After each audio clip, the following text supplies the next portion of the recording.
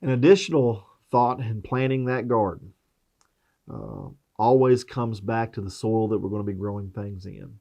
The soil and the fertilization, the nutrients that are there. And quite frankly, you and I can guess all day long as to what that soil has as far as available nutrients that are existing from the previous year. We can even make a guess or hazard a guess as to what the pH of that soil is in our given garden situation or lawn situation. But the fact of the matter is, there is no way, unless we have had that soil tested, to really give us a good baseline. Give us that idea of, hey, this is where we sit, and this is what a particular crop would utilize out of that soil within a given season with regards to its nutrient needs. And not recognizing that, we could be depleting the soil. If we're not following maybe some older traditions of cover cropping and going through the process of adding that additional organic matter back each year. Once again, are we actually depleting the soil? Are we actually, with our fertilizer incorporations or additions, are we helping it out? We don't have an idea or good idea until we have decided or provided ourselves with a baseline. And that's achieved here at the Extension Office through the process of soil sampling.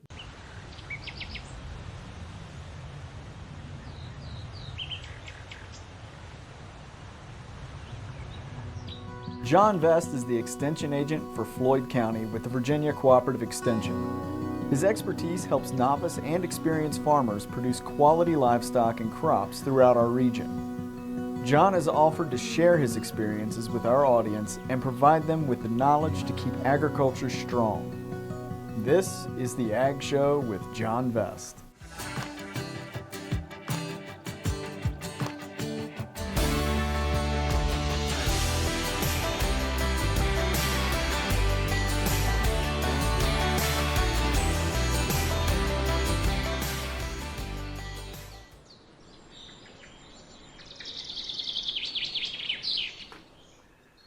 When it comes to soil sampling, it's truly not a difficult process. It's a matter of getting our hands on these little boxes here, as well as I have two different forms. And we'll put these up on the screen behind me here with regards to this segment. But right here I have a commercial form and I have a residential form.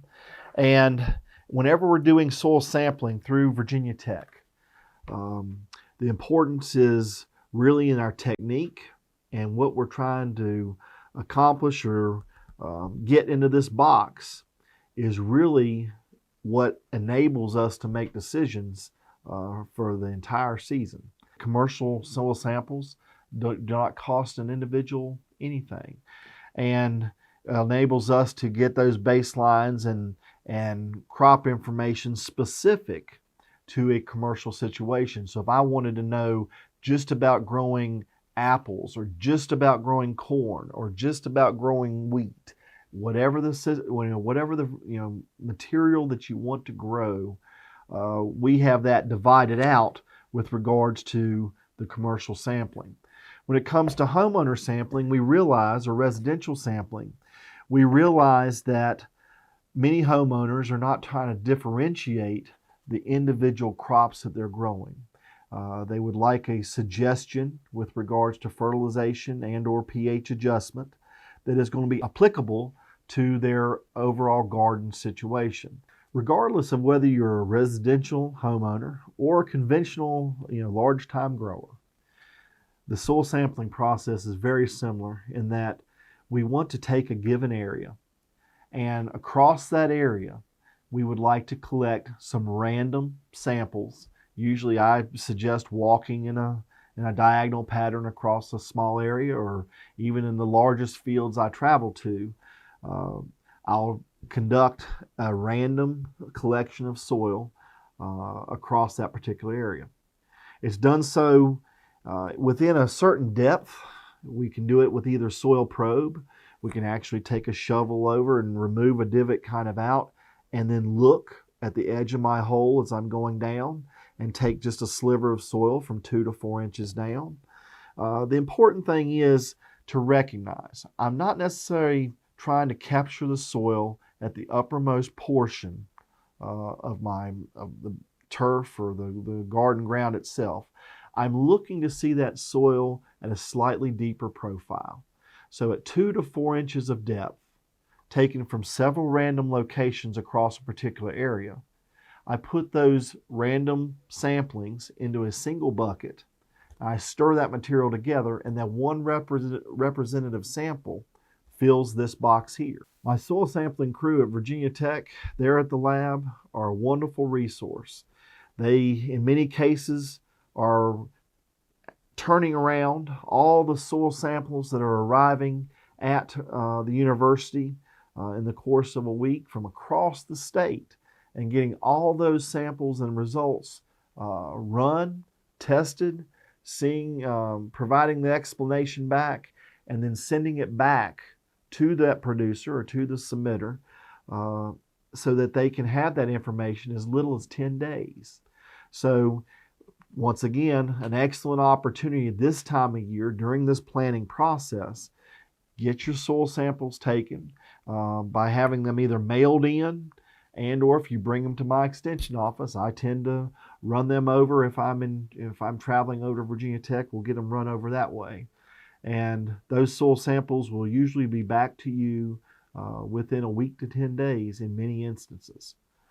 Now, once soil samples are back in our possession, the neat thing about that is your extension agent also has a copy of that information that's been returned. And you, with a phone call or with a visit, have that opportunity to discuss at length what the soil results are and what choices you have in order to either add that fertilizer or add that lime or add that maybe possibly that sulfur to best create that situation with regards to growing certain crops for that season. That said, I'm a strong believer in adjusting pH first and then looking to your fertilizer as a second part to that combination. Without having the correct pH, the plants that you plant out there in the garden may or may not have the ability to take up the nutrients they enjoy. In many cases, you may have plants that are more acid loving or more basic, preferring closer to a 7 on a pH scale. In most garden situations, we look to have a window, once again, in which to plant the garden. And so if I have a pH that ranges from maybe a 5.8 up to a 6.4, 6.5, usually that's why it is a slightly acidic soil. That is a level of pH that allows a maximum number of nutrients that would be available to the crops that I'm trying to grow. There are always those crops that may prefer a pH that is different or drastically different from that of a garden soil. For instance, our blueberries. If we know that blueberries prefer a pH between 4.8 to 5.5, somewhere there in the relatively acidic range, we need to understand that blueberries are not a good addition to our garden space. So we're going to look for that location separate from how we treat our garden soil.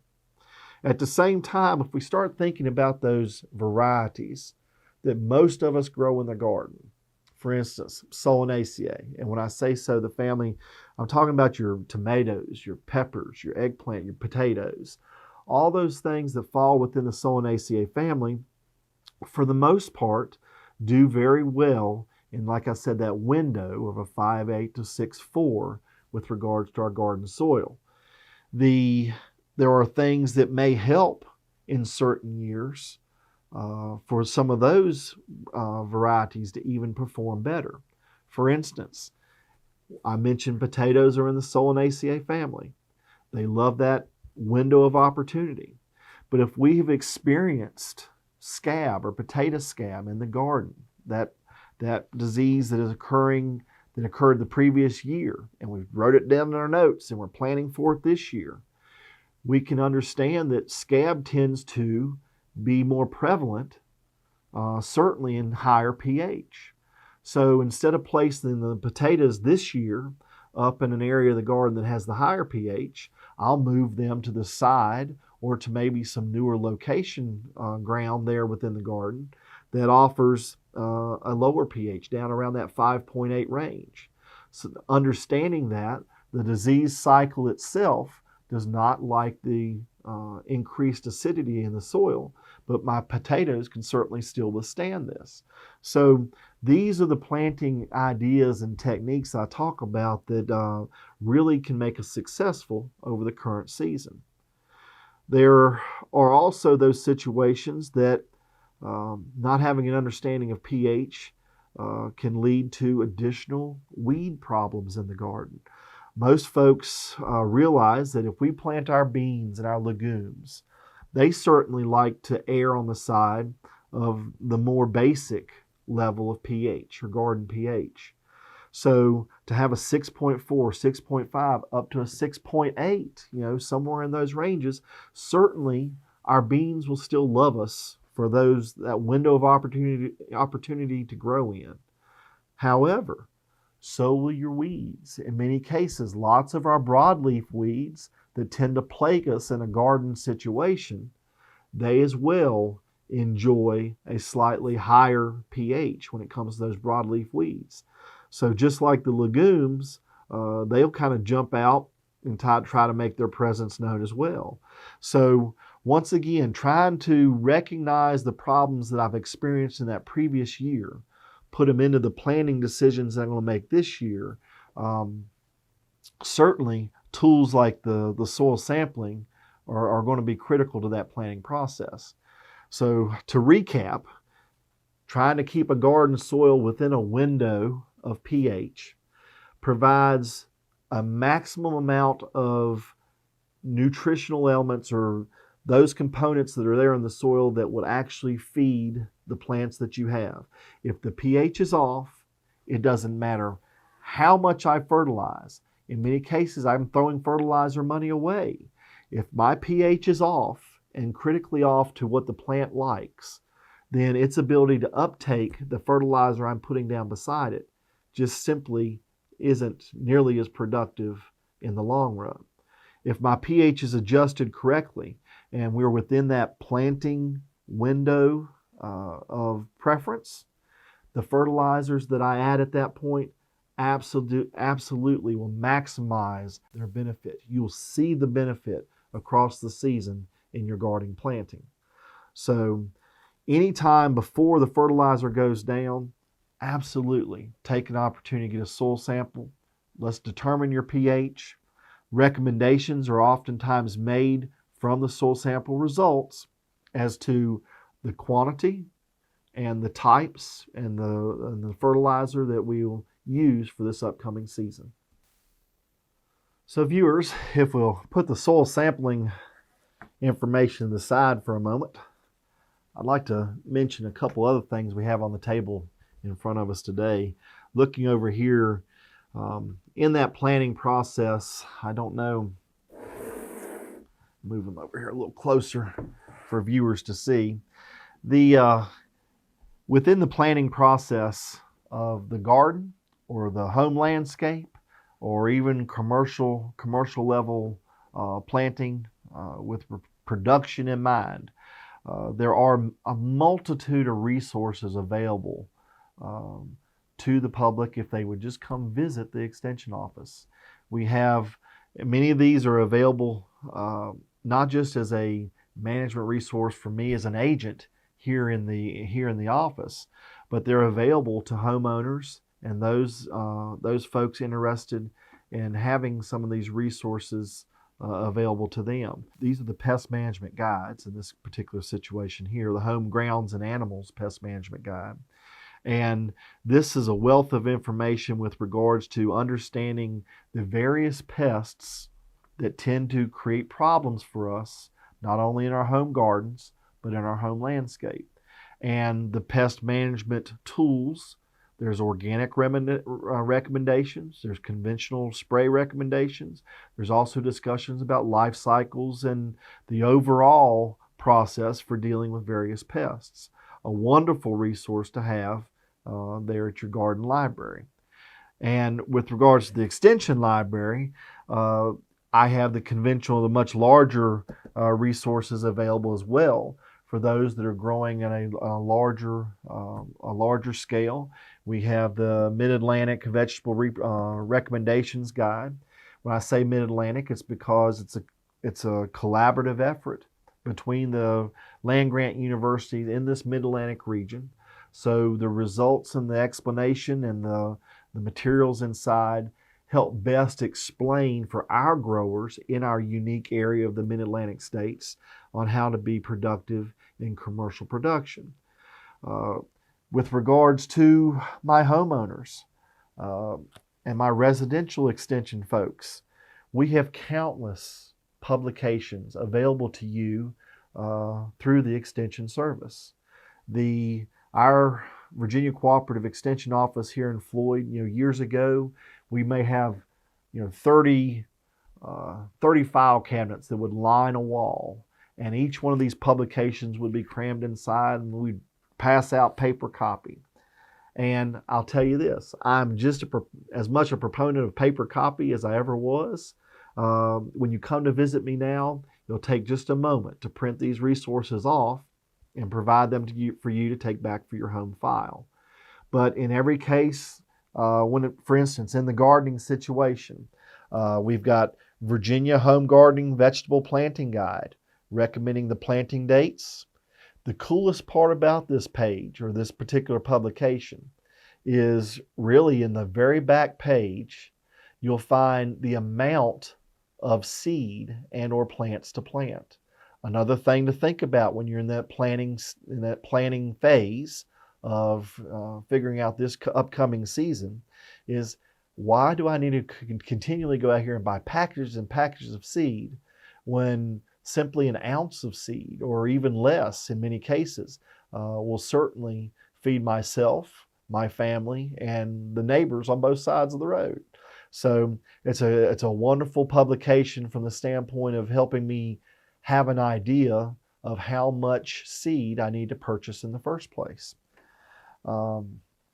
We have publications on fertilizing the home garden. When it comes to not just making those rules of thumb decisions or trying to understand the landscape or the turf aspect of fertilization versus the garden, this is going to be specific to the vegetable garden. So we can talk about planting or fertilizing those individual crops that we want to grow, treating our legumes like legumes should be treated with a minimal amount of nitrogen fertilization because they fix their own, versus our corn, which is our heavy feeders, and understanding the significant amount of fertilizer necessary really to push the corn in our garden. So once again, another excellent extension resource. It extends on to all the additional resources. We have recommendations with regards to seed for the garden. Not so much for telling you which specific seed that you should be planting, but more appropriately, how you might look at saving seed from year to year. Understanding that seed, in many cases, are viable for a number of years. And when we look at the garden vegetables and garden varieties that we would collect seed from, we can successfully store those seeds for, in many cases, 3 or 4 years and still be very successful in planting those seeds out in the appropriate season. Understanding, though, that seed has to be properly collected, dried, taken care of. All that information is in the Seeding for the Garden. And one of the cool things about this particular publication is it explains, based on which seed I've collected, how long or how viable that seed is for a period of time. So it helps me make a decision. Hey, if this seed is already 2 or 3 years old, I can expect a 25 to 30% potential loss. It's just not going to germinate for me. But over 60% still is perfectly usable in my garden. I need to collect this year if I plan on continuing that particular variety. I need to plant it out, do my seed collection, and continue from there. We've mentioned soil sampling. We certainly have that available. When it comes to small fruit in the home garden, I would caution folks that we're oftentimes enticed to try to plant our blackberries, our raspberries, and many of our small fruits, strawberries, in proximity to the garden. It's those soils that have been worked. It's those locations that provide access for us to easily visit and work within our space.